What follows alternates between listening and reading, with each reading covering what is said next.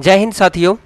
MDU university Rohtak की तरफ से अभी एक लेटेस्ट अपडेट आई है भाई, ऑफिशियल अपडेट है आप लोगों के एग्जाम्स के रिगार्डिंग। ऑफिशियल साइट के ऊपर कोई नोटिफिकेशन अभी तक आया नहीं है, कुछ देर बाद नोटिफिकेशन आ जाएगा।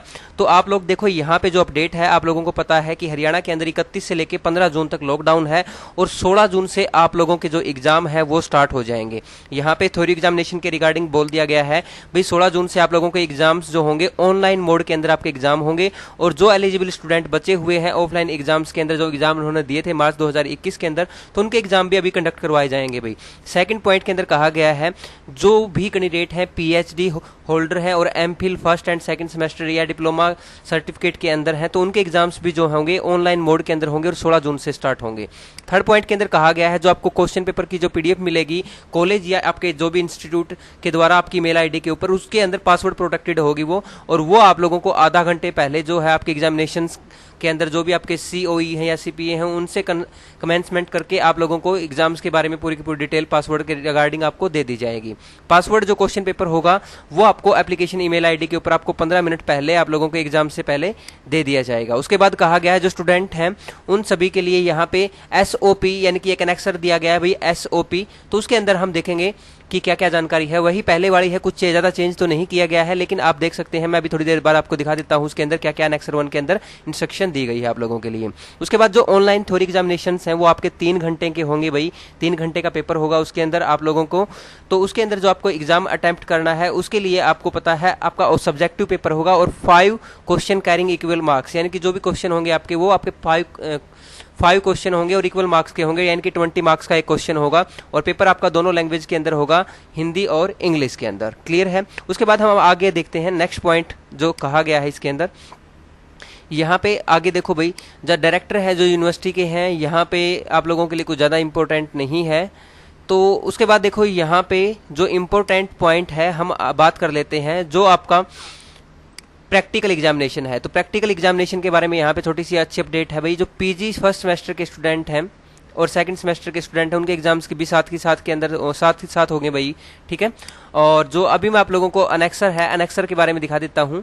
अनेक्सर के अंदर क्या कहा गया है, जो एसओपी है उसके अंदर कहा गया है एक तो आप लोगों के लिए भाई आपके पास इंटरनेट का जो कनेक्शन है वो अच्छा होना चाहिए, आपके पास 3G की स्पीड हो या फिर आपके पास कम से कम 3G की स्पीड हो, 4G आपके पास है बहुत अच्छी बात है। पीसी लैपटॉप या स्मार्टफोन आपके पास होना चाहिए और आपके पास उसके अंदर एडोब स्कैन या माइक्रोसॉफ्ट ऑफिस लेंस होना चाहिए पीडीएफ बनाने के लिए, ताकि आपको पीडीएफ बनाने में कोई दिक्कत ना आए, ठीक है। इसके अलावा आपको डेट ऑफ फर्स्ट एग्जाम के बारे में आप लोगों को जो भी है आपके पास डेट ऑफ फर्स्ट एग्जाम की रहेगी, उसके अंदर आपको जो आंसर सीट है, ठीक है, वो एक सिंगल पीडीएफ के अंदर आपको रीडेबल जो है अच्छी क्वालिटी के अंदर आपको स्कैन कर लेनी है। इसके अलावा आपके पास जो पेपर है वो A4 साइज का पेपर होना चाहिए जिसके अंदर आपको आंसर लिखने हैं। क्लियर है। इसके अलावा यहाँ पे कहा गया है जो पहला पेज होगा, फर्स्ट पेज होगा पेपर का, वो आप लोगों को कैसा दिखाई देगा, यानी कि उसके अंदर आपको क्या क्या क्या इन्फॉर्मेशन होनी चाहिए उसके अंदर। तो यहाँ पे क्राइटेरिया जो रहेगा उसके अंदर ये आपको देख सकते हो, यहाँ पे बता रखा है भाई, filling the flowing detail on the first page of paper. University का रोल नंबर होना चाहिए आपके पास, फिगर्स के अंदर और वर्ड्स के अंदर दोनों के अंदर होगा आपका, क्लास और सेमेस्टर रहेगी, आपका नेम ऑफ द पेपर रहेगा, क्वेश्चन पेपर आईडी रहेगी, ठीक है। Total number of page written by candidate, आपने कितने पेज लिखे हैं वो भी आपको बताना है, एग्जाम्स की डेट क्या है और आपको सिग्नेचर भी करने हैं यहाँ पे। तो ये सारी इन्फॉर्मेशन यहाँ पे होनी चाहिए आप लोगों के लिए, ये बहुत जरूरी है। क्लियर है। नहीं तो आपका पेपर जो है कैंसिल हो जाएगा। क्लियर है। उसके बाद यहाँ पे ऑल सबसे जो बाकी बचे हुए पेज हैं उन पेज के ऊपर आपको क्या लिखना है, बाकी बचे हुए पेज के ऊपर आपको रोल नंबर, डेट और सिग्नेचर करने हैं भाई, ठीक है। यानी कि पहली सीट के अलावा जितनी भी आप लोगों के पास सीट बच जाती है उन सभी सीट्स के ऊपर आपको पेज नंबर लिखने हैं और रोल नंबर लिखना है आपका और डेट लिखनी है और साथ में सिग्नेचर भी करनी है। तो ये आप लोग थोड़ा सा ध्यान रखेंगे। उसके बाद यहाँ पे जो एग्जाम्स के रिगार्डिंग आप लोगों के लिए कुछ इंस्ट्रक्शन है जो आपको ध्यान देनी है, वो क्या है। आप लोगों को कहा गया है यहाँ पे 15 मिनट पहले आप लोगों को भाई जो है स्टार्ट ऑफ एग्जामिनेशन, यानी कि एग्जाम के शुरू होने से 15 मिनट पहले आप लोगों को ज्वाइन कर लेनी है मीटिंग।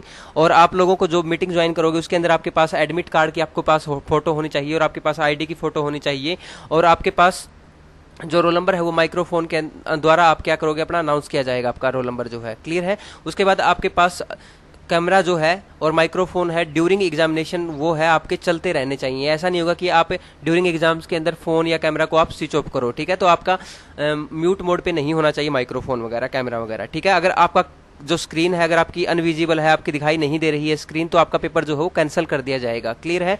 या फिर आपका यूएमसी बना दिया जाएगा। समझ रहे हो ना आप बात को? उसके बाद यहाँ पे कहा गया है जो भी एग्जाम्स के रिगार्डिंग कोई भी कैमरे के साथ, ठीक है, छेड़छाड़ करता पाया गया तो उसका एग्जाम्स भी कैंसिल कर दिया जाएगा, ज़्यादातर अगर छेड़छाड़ की किसी ने, ठीक है। उसके बाद यहाँ पे आप लोगों को इंस्ट्रक्शन दी गई है भाई, एक जो 5 टाइम यानी कि ड्यूरिंग एग्जामिनेशन इन है, तो यहाँ पे कहा गया है जो एक स्टूडेंट है भाई, एक तो स्टूडेंट रहेंगे, उन सभी स्टूडेंट्स को एक बार वार्न कर दिया जाएगा, एक बार चेतावनी दे दी जाएगी इन्विजिलेटर के द्वारा, ठीक है। स्टाफ जो है to maximum 5 time during exam, 5 time आपको बता सकता है, वार्न कर सकता है। उसके बाद जो है आप लोगों को पेपर जो है कैंसिल कर दिया जाएगा। अगर 5 बार से ज़्यादा कोई भी स्टूडेंट मिसबिहेव या किसी भी तरह की किसी भी हरकत के अंदर वो इन्वॉल्व होता है तो उसका एग्जाम जो है वो कैंसिल कर दिया जाएगा। क्लियर है? और यहाँ पे कहा गया है इन्विजिलेटर के द्वारा, आगे देखते हैं यहाँ पे यूएमसी वगैरह के लिए ये सारी छोटी छोटी बातें बता रखी भी आप लोगों को। इसके अलावा क्वेश्चन पेपर आपको डाउनलोड करना है, A4 पेपर जो है आपको उसके ऊपर आपने पेपर अपना लिखना है खुद की हैंड राइटिंग के अंदर, और साथ में आपको जो क्वेश्चन नंबर है उनका सीरियल नंबर वाइज, आपको पेज नंबर वाइज प्रत्येक पेज के ऊपर अपना ये सारी चीजें डिटेल फिल करनी है। जो आपका क्वेश्चन पेपर होगा वो आपको मैक्सिमम 36 लाइन कि आपके पेज होंगे, यानी मैक्सिमम 36 पेज होंगे आपके, या फिर आप कह सकते हो 18 सीट्स होंगी बोथ साइड से, ठीक है। अगर आपके पास 18 सीट है बोथ साइड से या 36 पेज है लाइन वाले, तो इस तरीके से आप लोग ले सकते हैं, इससे ज़्यादा आपका अलाउड नहीं है। क्लियर है? उसके बाद पोस्ट एग्जाम, एग्जाम के बाद के बारे में कहा गया है भाई, after the end of exam student has to scan answer sheet Adobe Scan के द्वारा या फिर ऑफिस लेंस के द्वारा आप लोगों को क्या करनी है, जो आपकी आंसर सीट है वो आपको स्कैन करनी है। इसके अलावा जो आपकी कॉपी होगी आपको स्कैन करके पीडीएफ जो बनानी है वो आपको थ्रू ईमेल के द्वारा भेजनी है, और ईमेल एड्रेस आप लोगों को पता है। उस ईमेल एड्रेस के साथ साथ आप लोगों को क्वेश्चन पेपर आईडी भी साथ में, जो उसका सब्जेक्ट नेम रहेगा वो लिख के साथ में आपको सेंड कर देनी है। क्लियर है? क्वालिटी जो पीडीएफ फाइल की होनी चाहिए वो आपकी थोड़ी सी अच्छी होनी चाहिए, रीडेबल होनी चाहिए, ताकि उसको आसानी से पढ़ा जा सके। अगर आपको आसानी से नहीं पढ़ा जा सकेगा उस क्वालिटी को, आंसर सीट को, तो आपका पेपर कैंसिल कर दिया जाएगा। ठीक है? इसके अलावा यहाँ पे कहा गया ओवरऑल जो साइज है पीडीएफ का वो 22 MB तक होना चाहिए, 22 MB से ज्यादा नहीं होना चाहिए। ठीक है? और जो फाइल है, फाइल को आपको सेव करने का तरीका क्या है, डेट ऑफ बर्थ यानी कि DDMMYY, ठीक है, save file DDMM roll number और पीडीएफ, ये DD डेट मंथ और ईयर, यानी कि डेट मंथ ईयर यानी कि आपके जो पेपर की डेट है, डेट ऑफ बर्थ नहीं है सॉरी, ये डेट मंथ ईयर यानी कि किस दिन आपका एग्जाम है। जैसे फॉर एग्जांपल की अगर हम बात करें, किसी का पेपर है 10 तारीख को, 20 जून को है, या 16 जून को ही मान लेते हैं, 16 जून वालों को क्या लिखना है, 16 लिख के 06 और 21 लिखना है खाली। क्लियर है? यानी कि 2-2 डिजिट के अंदर लिखना है, और फिर अपना रोल नंबर लिख देना है डैश लगा के। इस तरह से आप लोगों को पीडीएफ अपलोड करनी है। ठीक है? और 36 पेज से आपके पास ज्यादा सीट नहीं होनी चाहिए, बार बार बता रहा हूं भाई मैं आप लोगों को। क्लियर है? इसके अलावा यहाँ पे जो पीडीएफ आप लोग क्रिएट करोगे तो देखो यहाँ पे डेट ऑफ एग्जामिनेशन आप कैसे लिखने हैं, यहाँ पे ये फार्मूला बताया गया है भाई, ये आप लोग इस तरीके से आप अपनी जो डेट ऑफ एग्जामिनेशन की आपको सेशन भी लिखना है यहाँ पे। क्लियर है? तो जो आप पीडीएफ क्रिएट करोगे तो डेट ऑफ एग्जामिनेशन 16/6/2021 रहेगा, आपका रोल नंबर मान के चलो ये है, और सेशन आपका मॉर्निंग में है तो M लिखोगे और इवनिंग में तो E लिखोगे। तो यहाँ पे सारा सारा यहाँ पे लिख दिया है भाई, आप लोगों को कोई डाउट नहीं रहना चाहिए।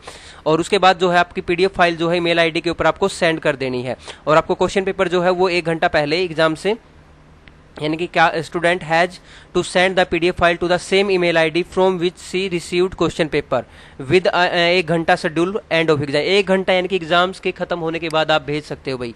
तो एग्जाम खत्म होने के 1 घंटे तक आप भेज सकते हो इस पीडीएफ फाइल को, तो आप लोगों के पास सफिशिएंट टाइम है। अब अगर आपका कोई भी और डाउट रह गया है किसी भी स्टूडेंट्स का, तो वो कमेंट सेक्शन में कमेंट कर देता है। मैंने आपको डिटेल वीडियो बना दी है, थोड़ा सा टाइम जरूर लग गया इसी वजह से आप लोगों को, तो लेकिन आप लोगों का जो भी क्वेरी है वो मैंने यहाँ पे सारी कंप्लीट कर दी है। आगे की अपडेट के लिए चैनल को सब्सक्राइब करके बेल आइकन को प्रेस कर लेना भाई। Thank you, have a good day.